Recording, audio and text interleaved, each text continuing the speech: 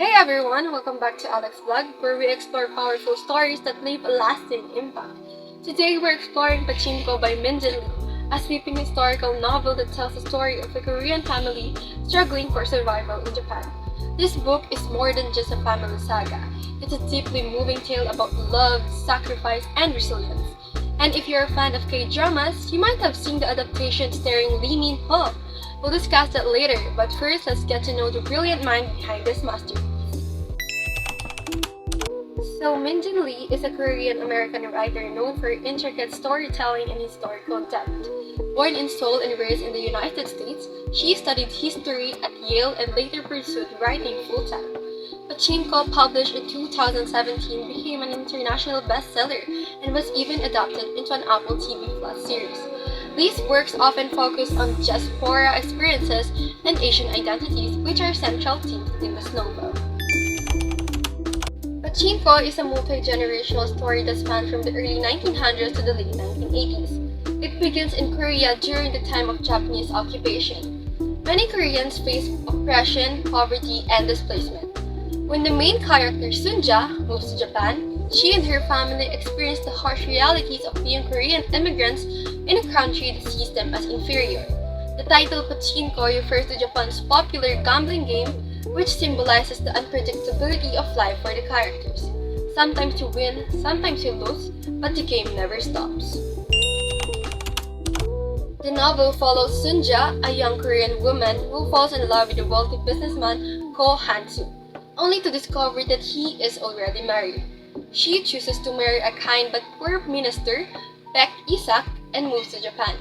There she and her family face racism, economic hardship, and the complexities of identity as Koreans living in a foreign land. The story unfolds over decades, showing how each generation fights for survival, dignity, and sense of belonging.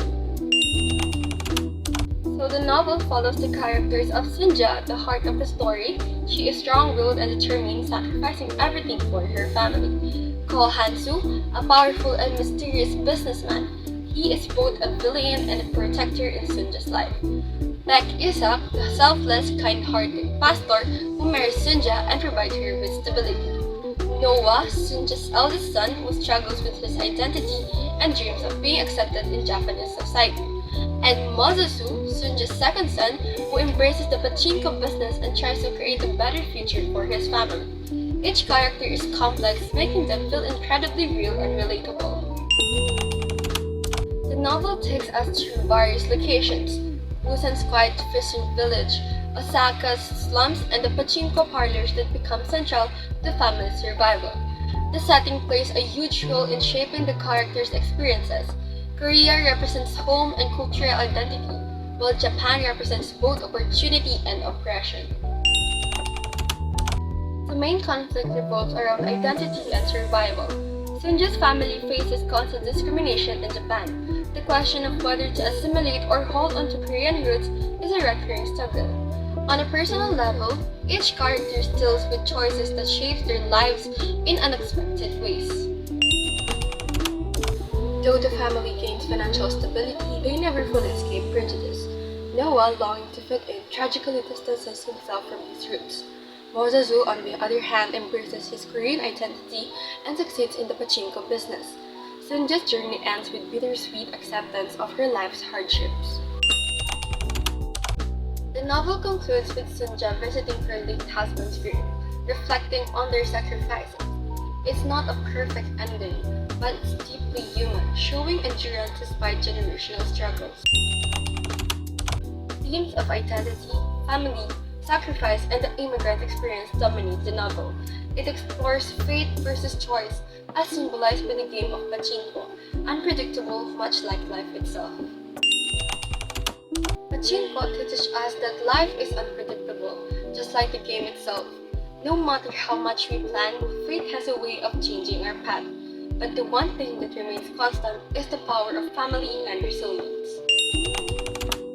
The novel resonates with many Filipinos, especially overseas Filipino workers or OFWs, who experience alienation in foreign lands. The struggles of Sunja's family mirrors those of migrant workers striving to provide for their loved ones while battling discrimination and homesickness.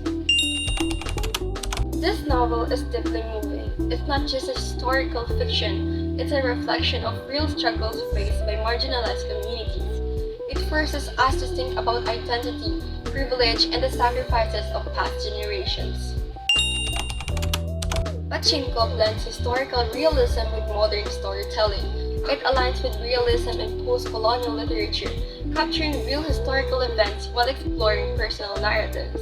The writing style is simple yet profound, making the complex history accessible to all readers. So the book was adapted into a K-drama on Apple TV Plus, starring Lee Min-ho as Ko Han-soo and Kim Min-ha as Kim Sun-ja. The series expands on the novel, adding beautiful cinematography, emotional performances, and a soundtrack that enhances the story's impact. If you haven't watched it yet, I highly recommend it. While some details differ from the book, the heart of the story remains the same. Pachinko is a must-read for those who enjoy multi-generational sagas, historical fiction, and emotionally rich narrative.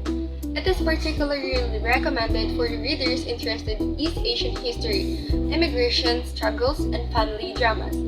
Fans of authors like Lisa C. of The Tea Girl of Hummingbird Lane and Ya Agassi of Homegoing will likely appreciate the novel's intricate storytelling and deep character development. However, some readers might find Pachinko challenging due to its low pace and detailed historical context. Those looking for fast-paced action or a single straightforward plotline might struggle with the novel's expansive, character-driven approach.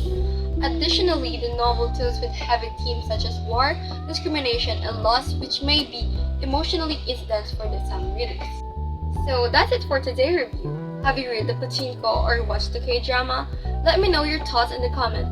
Don't forget to like, share, and subscribe for more book discussions.